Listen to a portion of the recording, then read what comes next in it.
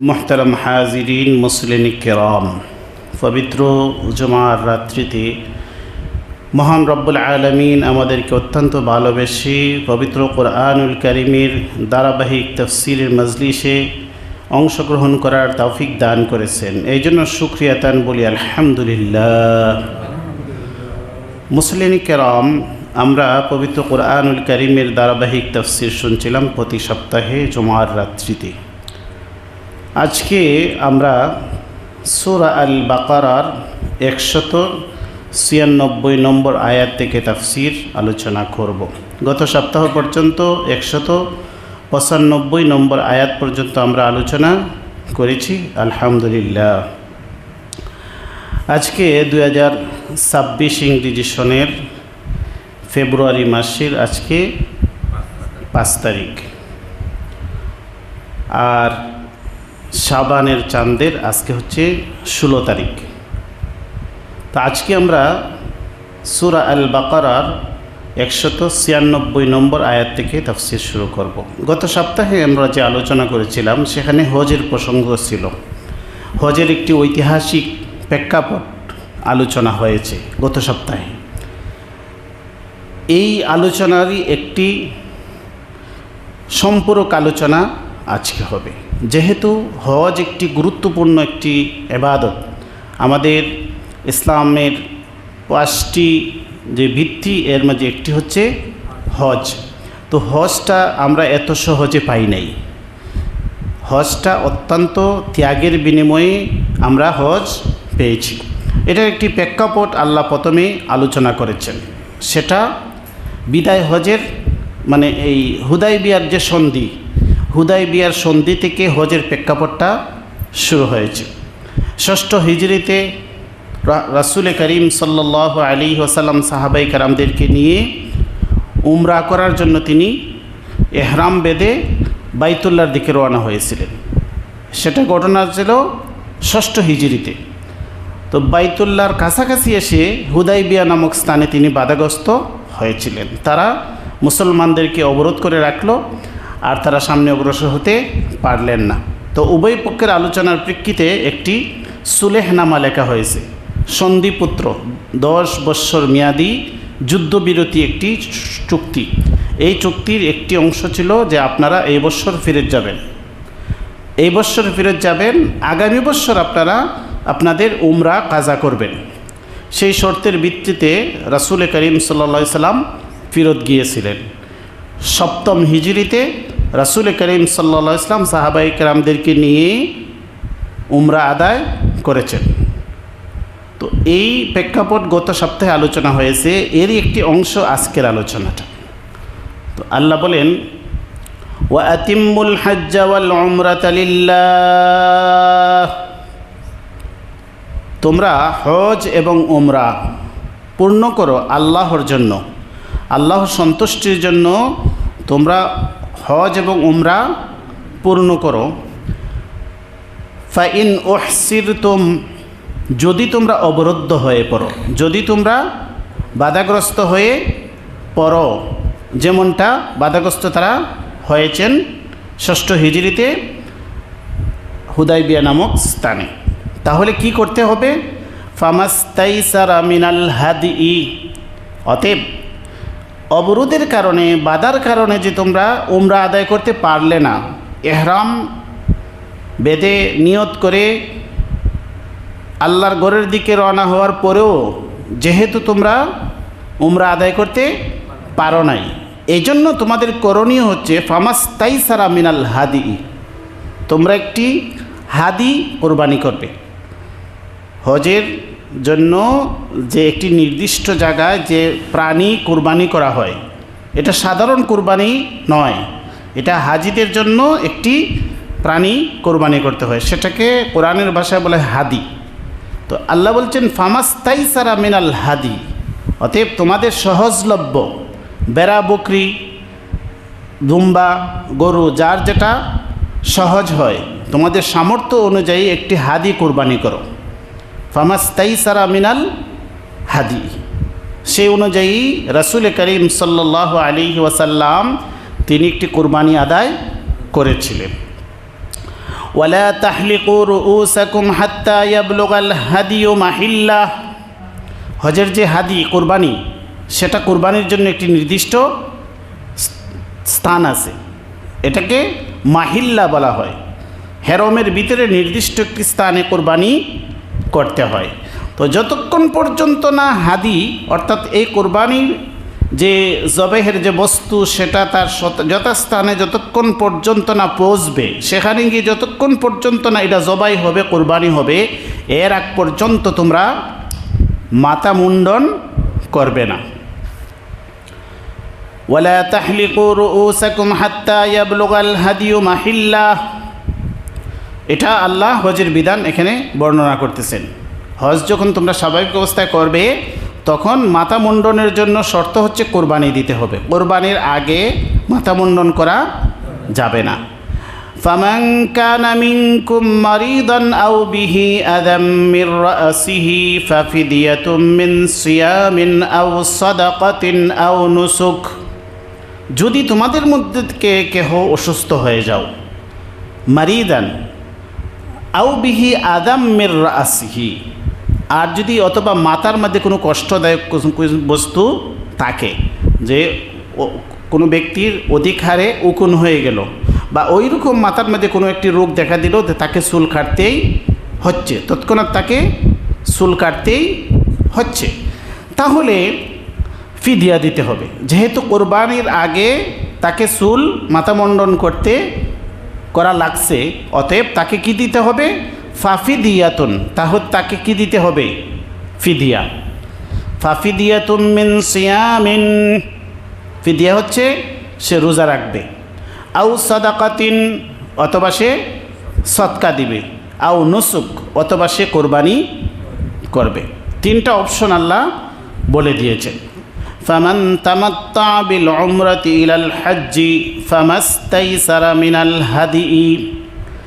ফাইদা আমিনতুম, যখন তোমরা নিরাপত্তা লাভ করবে, ফামান তামাত্তা বিল উমরাতি ইলাল হজ্জি, যখন তোমরা হজের সাথে উমরাকে মিলিয়ে উপকৃত হতে চাবে, ফামাস্তাইসারা মিনাল হাদি, অতএব তোমাদের জন্য উচিত হচ্ছে যে তোমাদের সহজলভ্য একটি হাদি কোরবানি করবে। এটা হচ্ছে হজ করার দুটি পদ্ধতি রয়েছে। কষ্ট করে এটা বন্ধ করে দেন। হজ করার দুটি পদ্ধতি রয়েছে, একটাকে বলে হজ্জে তামাত্তু, একটা হচ্ছে হজ্জে কেরান। হজের উদ্দেশ্যে যারা বাড়ি থেকে রওনা দিবেন, তারা হয়তো হজ এবং উমরা একসাথে নিয়ত করে বাড়ি থেকে বের হবেন, এহরাম বাঁধবেন। এই এহরামটা হজেরও এহরাম, উমরারও এহরাম, দুইটা যদি একসাথে তারা বাঁধেন, তাহলে এই হজকে বলে হচ্ছে কেরান, হজ্জে কেরান। তখন তাদের জন্য জরুরি হচ্ছে যে তারা ফামান তামাত্তা বিল উমরাতি ইলাল হজ্জি ফামাস্তাইসারা মিনাল হাদিই, হাদি কোরবানির আগ পর্যন্ত তারা হালাল হতে পারবেন না। হজে গিয়া সেখানে গিয়ে তো তারা প্রথমে উমরা করবেন, উমরা করে স্বাভাবিকভাবে উমরা করার পরে যেহেতু তারা হালাল হয়ে যাওয়ার কথা ছিল, যেহেতু তারা হজ এবং উমরা উভয়টা একসাথে নিয়ত করছেন, এই জন্য তাদের বিষয়টা একটু জটিল। যতক্ষণ না তারা কোরবানি করবেন, হজ সম্পাদনের যে পর্যায়ে গিয়ে কোরবানি করতে হয়, ওই কোরবানির আগ পর্যন্ত তারা এহরাম অবস্থায় থাকতে হবে। আর 2 নম্বর পদ্ধতি হচ্ছে তারা শুধুমাত্র প্রথমে উমরার নিয়তে বের হবেন, এহরামটা পরবেন সময় উমরার নিয়তে, তখন তারা সেখানে গিয়ে উমরা সম্পাদন করে তারা মাথা মুন্ডন করে হালাল হয়ে যাবেন। এরপরে তারা অপেক্ষা করবেন, হজের আনুষ্ঠানিকতা যখন শুরু হবে, মিনার ময়দানে যারা যখন রওনা দিবেন, তখন তারা হেরমের ভিতর থেকেই নতুন করে তারা এহরাম পরে তারা হজের জন্য রওনা দিবেন। তাহলে এটাকে বলে হজ্জে তামাত্তু, ওনারা হজ এবং উমরাকে একসাথে একত্রিত করেন নাই। প্রথমে উমরার নিয়ত করছেন, উমরা সম্পাদন করার পরে হজের নির্দিষ্ট দিনে নির্দিষ্ট সময়ে গিয়ে তারা এহরাম বাঁধছেন। তখন তাদের 2টা পদ্ধতি আমরা জানলাম। এখন আল্লাহ বলছেন ফামাল্লাম ইয়াজিদ ফাসিয়ামু সালাসাতি আইয়ামিন ফিল হজ্জি ওয়া সাবআতিন ইযা রাজাতুম তিলকা আশারাতুন কামিলা। যদি তোমরা এখানে হাদি কুরবানি করা তোমাদের পক্ষে সম্ভব না হয়, হজ এবং উমরা একসাথে তিনি কি করছেন, নিয়ত করছেন, উনি ইহরাম বেঁধে গেছেন, কিন্তু তিনি কি করতে পারছেন না, হাদি কুরবানির আগ পর্যন্ত তিনি অপেক্ষা করতে পারেন নাই, তখন তার জন্য কি দিতে হবে, দম দিতে হবে, তার জন্য ফিদিয়া দিতে হবে। সেটা হচ্ছে ফাসিয়ামু সালাসাতি আইয়ামিন ফিল হজ্জি ওয়া সাবআতিন ইযা রাজাতুম তিলকা আশারাতুন কামিলা। তিনি যে সময়ের আগে যে হালাল হয়ে গেলেন, মধ্যখানে একটি গ্যাপ তৈরি হয়ে গেল, কোরবানির আগ পর্যন্ত তিনি ইহরাম খুলে ফেলছেন, এই জন্য তাকে 10টি রোজা রাখতে হবে। এই জন্য তাকে কী করতে হবে, 10টি রোজা রাখতে হবে। ফাসিয়ামু সালাসাতি আইয়ামিন ফিল হজ্জি, হজের সফরে থাকা অবস্থায় 3টা রোজা, হজের সফরে থাকা অবস্থায় 3টা রোজা। ওয়া সাবআতিন, আর 7টা রোজা ইযা রাজাতুম, যখন তোমরা বাড়িতে ফিরে আসবে। বাড়িতে ফিরে আসার পরে কয়টা রোজা, 7টা, তাহলে 10টা রোজা। তিলকা আশারাতুন কামিলা, এই 10টি হচ্ছে পরিপূর্ণ আল্লাহর পক্ষ থেকে বিধান, তারাই এই আশারায় কামিলা 10টি রোজা তারা রাখবেন, যেহেতু তারা এই হাদি কুরবানির আগেই তারা কি করছেন, ইহরাম বেক খুলে ফেলছেন।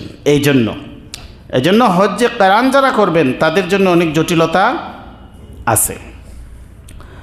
ذلك لمن لم يكن أهله حاضر المسجد الحرام, এটা কাদের জন্য, হজ এবং উমরা একসাথে করতে পারবেন কারা, মক্কার যারা বাসিন্দা, হেরমের যারা বাসিন্দা তারা পারবেন না, তারা এই সময় উমরা করতে পারবেন না, যেহেতু তাদের জন্য উমরা করাটা সারা বছরই উন্মুক্ত, তাদেরকে অনেক দূর থেকে সফর করে আসতে হয় না। কিন্তু যারা দূর থেকে আসবেন তারা যদি হজের সফর একটা, উমরার সফর আরেকটা, তাহলে তাদের জন্য কষ্ট হবে না, তারা উমরাও করতে চান, হজও করতে চান, এই জন্য তাদের জন্য হচ্ছে এই হজ্জে কিরানের ব্যবস্থা রয়েছে। তো আল্লাহ বলে দিয়েছেন যে এটা, এই বিধান আল্লাহ কাদেরকে দিলেন, যালিকা লিমান লাম ইয়াকুন আহলুহু হাদিরিল মাসজিদিল হারাম, যাদের ফ্যামিলি পরিবার মসজিদে হারামে নেই, অর্থাৎ তারা এখানকার বাসিন্দা নয়, যারা বাহির থেকে আসবেন তারা হজ্জে কিরান করবেন, কিন্তু বাসিন্দাদের জন্য সারা বছর উন্মুক্ত আছে, তারা এই হজের সময় তারা উমরা করবেন না। যদি তারাও উমরা করতে আসেন, বাহিরের লোকও আসে, তাহলে একটি হুজুম তৈরি হবে না। এই জন্য ওয়াত্তাকুল্লাহ, তোমরা আল্লাহকে ভয় করো, ওয়ালামু, আর জেনে রাখো, আন্নাল্লাহ শাদীদুল ইকাব, নিশ্চয় আল্লাহ হচ্ছেন অত্যন্ত কঠিন প্রতিশোধ গ্রহণকারী, শাদীদুল ইকাব, কঠিন শাস্তিদাতা। আল হজ্জু আশহুরুম মালুমাত, হজ হচ্ছে সুনির্দিষ্ট কয়েকটি মাসে, হজের মাস কয়টি, 3টি, হজের মাস 3টি, শাওয়াল, জিলকাদা, জিলহজ্জা, কারণ শাওয়াল মাস থেকে হজের প্রস্তুতি শুরু হয়ে যায়। শাওয়াল মাস থেকে যারা দূরের মানুষ তারা হজের নিয়তে সফর শুরু করে দেন, তাহলে হজের মাস হচ্ছে 3টা, শাওয়াল, জিলকাদা, জিলহজ্জা। আল হজ্জু আশহুরুম মালুমাত, আল্লাহ বলছেন হজ হচ্ছে সুনির্দিষ্ট কয়েকটি মাসে সম্পাদিত হয়, পুরা 3টা মাসে হজের মাস। ফামান ফারাদা ফীহিন্নাল হজ্জ ফালা রাফাসা ওয়ালা ফুসুকা ওয়ালা জিদালা ফিল হজ, অতএব যে ব্যক্তি হজের নিয়ত করে বাড়ি থেকে বের হয়ে গেল তার জন্য উচিত হবে, ফামান ফারাদা ফীহিন্নাল হজ্জ, অতএব এই 3 মাসে যখন সে হজের জন্য বের হয়ে গেল, হজ তো সুনির্দিষ্ট দিনেই করবে, কিন্তু আগের থেকে সে প্রস্তুত হয়ে বের হয়ে গেল, তাইলে হজের সফরে সে বের হয়ে গেল। ফালা রাফাসা, অতএব এখানে আর কোনো স্বামী স্ত্রী মিলামিশা নাই, ওয়ালা ফুসুকা, কোনো ধরনের কোনো নাফরমানি গুনাহের কাজও নাই, ওয়ালা জিদালা ফিল হজ্জি, আর এই হজের অবস্থায়, হজের নিয়ত করা অবস্থায় সে কারোর সাথে ঝগড়াঝাটিও করতে পারবে না, কোনো বিবাদ বিতণ্ডাও করতে পারবে না। ওয়ালা জিদালা ফিল হজ ওয়া মা তাফআলু মিন খাইরি ইয়ালামুহুল্লাহ।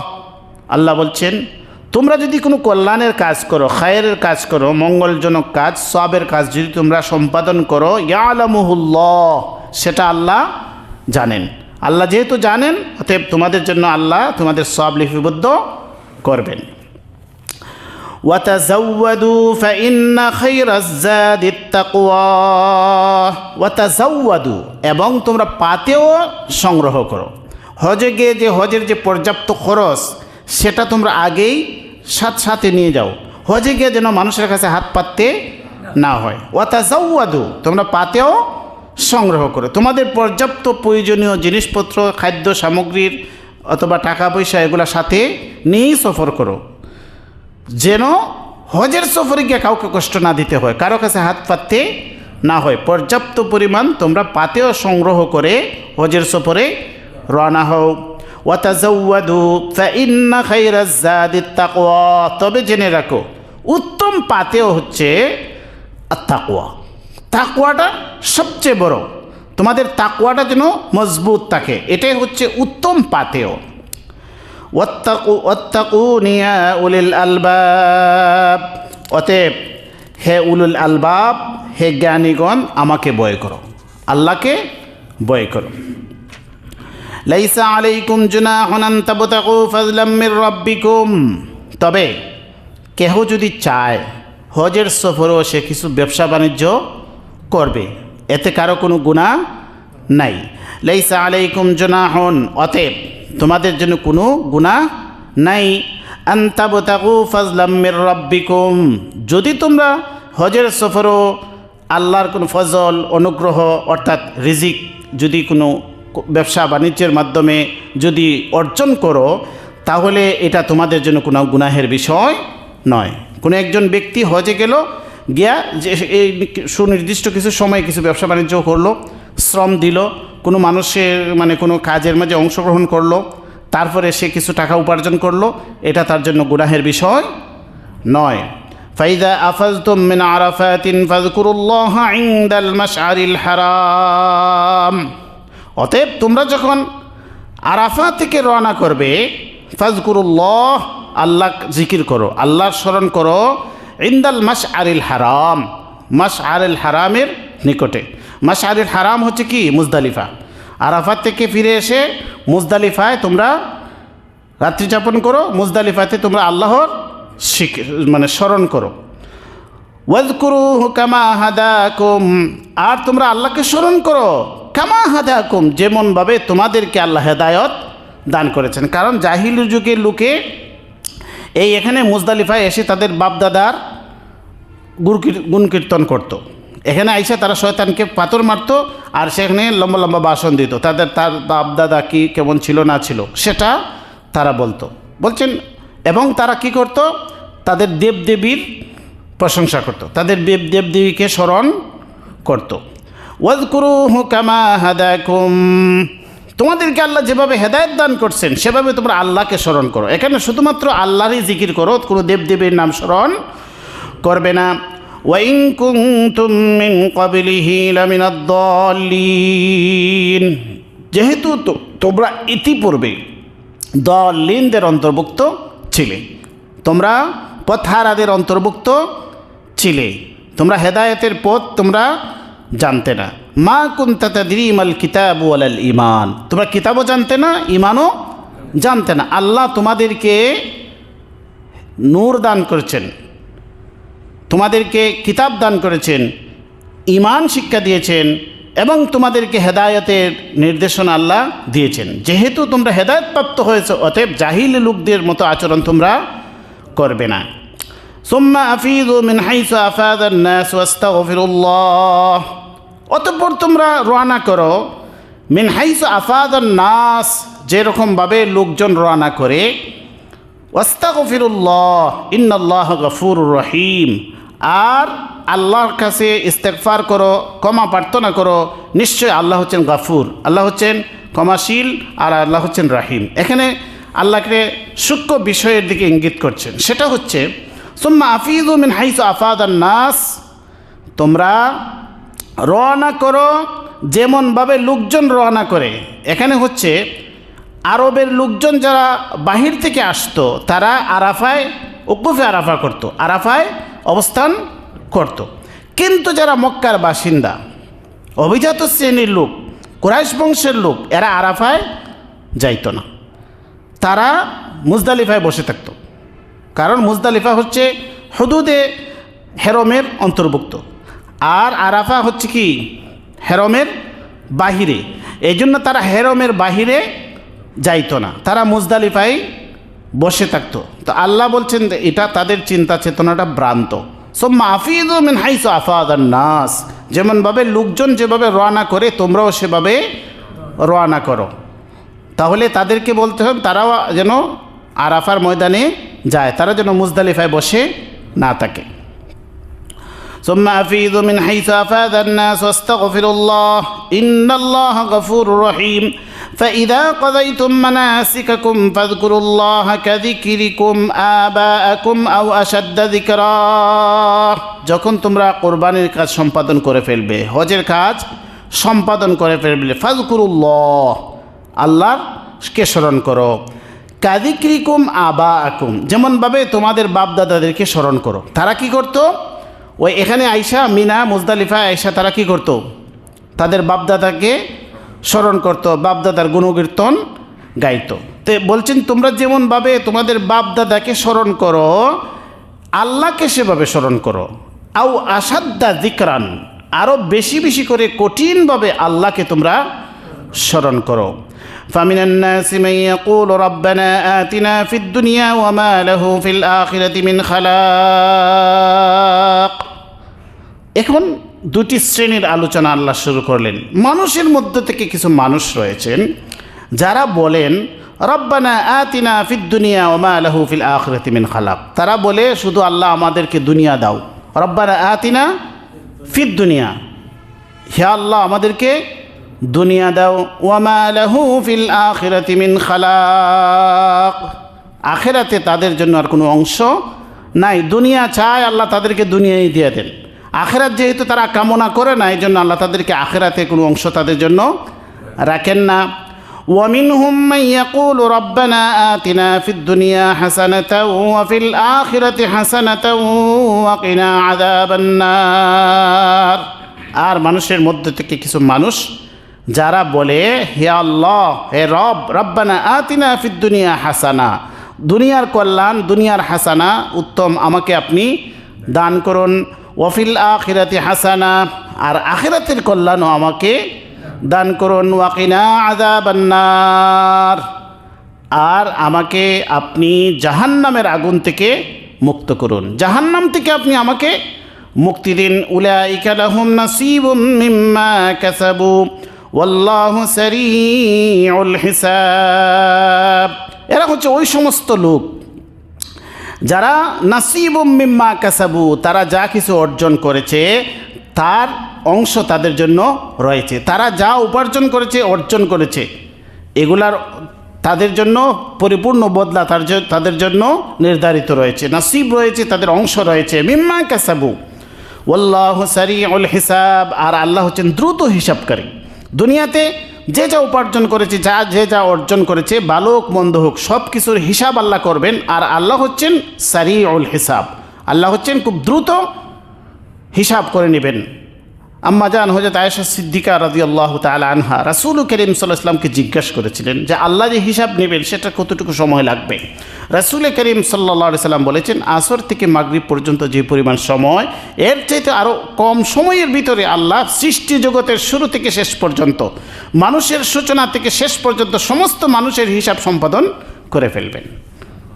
এজন্য আল্লাহ হচ্ছেন ইন্নাল্লাহা সারিউল হিসাব, আল্লাহ দ্রুত হিসাব সম্পাদনকারী। এখন আপনারা যারা শিক্ষকতার মধ্যে আছেন, আপনারা দেখুন যে আগে ক্লাসে ছাত্রদের রেজাল্ট আউট করতে কত সময় লাগতো, কিন্তু এখন কম্পিউটারে এক্সেল আছে, আরও উন্নত প্রযুক্তি আছে, এক মুহূর্তে আপনি সারা বাংলাদেশের রেজাল্ট আউট করতে পারবেন, তাই না? তো এই যে পদ্ধতি এখন আবিষ্কার হয়েছে, এটা তো মানুষই আবিষ্কার করেছে, কিন্তু আল্লাহ পাক রব্বুল আলামিন তো কত দ্রুত হিসাবকারী।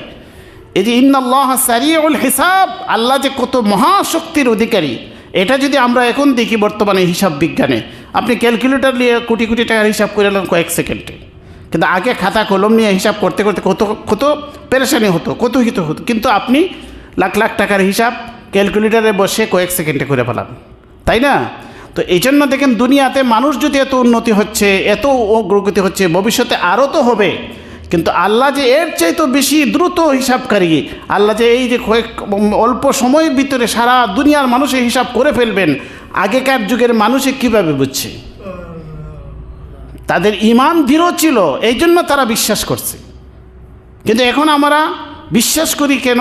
যে আমরা সামনে অনেক চাক্ষুষ প্রমাণ দেখতে পাই, কিন্তু তারা তো এগুলা তখন দেখে না। এই জন্য সাহাবায়ে কেরামের প্রশংসা আল্লাহ করেছেন, সামি'না ওয়া আতা'না গুফরানাকা রাব্বানা ওয়া ইলাইকাল মাসির। ক্বালু সামি'না ওয়া আতা'না, সাহাবায়ে কেরামের প্রশংসা করে বলছেন তারা এমন মানুষ, তারা বলে শুনলাম এবং মানলাম। সামি'না ওয়া আতা'না, আমরা শুনলাম এবং মেনে নিলাম। তারা আর এখানে কোনো প্রশ্ন উত্থাপন করে না। সাহাবায়ে কেরামের ঈমান কত শক্তিশালী ছিল দেখুন, চিন্তা করে। রাসূল করিম সাল্লাল্লাহু আলাইহি ওয়াসাল্লাম মেরাজ থেকে আসলেন, সাহাবীদেরকে বললেন, তারা বিনা বাক্যে মেনে নিলেন, বিনা বাক্যে মেনে নিলেন। তো এই যে তারা এত তাদের ঈমানের দৃঢ়তা ছিল, রাসূল বলেছেন সত্য। আবু বকর সিদ্দিককে সে প্রশ্ন করলো যে এরকম যদি কেউ বলে আপনি কি এটা বিশ্বাস করবেন যে এত অল্প সময়ে সে এতে দীর্ঘ সফর করেছে? আবু বকর সিদ্দিক রাদিয়াল্লাহু তাআলা বললেন যে কে বলছে সেটা আমাকে জানতে হবে, বলনেওয়ালা যদি সত্যবাদী হয় তাহলে আমি বিশ্বাস করব। বলে তোমাদের নবী যে বলেছেন, বলে আমি মেনে নিলাম, আমি সত্যায়ন করলাম, তাসদিক করলাম। এই জন্য আবু বকর সিদ্দিক রাদিয়াল্লাহু তাআলার উপাধি কী হয়ে গেল? সিদ্দিক হয়ে গেল।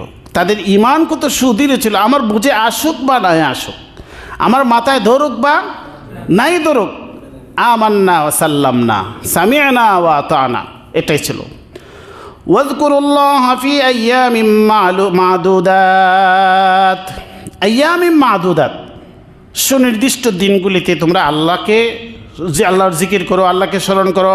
ফামান তাআজ্জালা ফি ইয়াওমাইনি ফালা ইসমা আলাইহি, কোনো ব্যক্তি যদি দ্রুত করে মিনাতে যদি 2 দিন অবস্থান করে ফিরে আসে, ফামান তাআজ্জালা ফি ইয়াওমাইনি ফালা ইসমা আলাইহি, তাহলে তার কোনো গুনাহ নাই।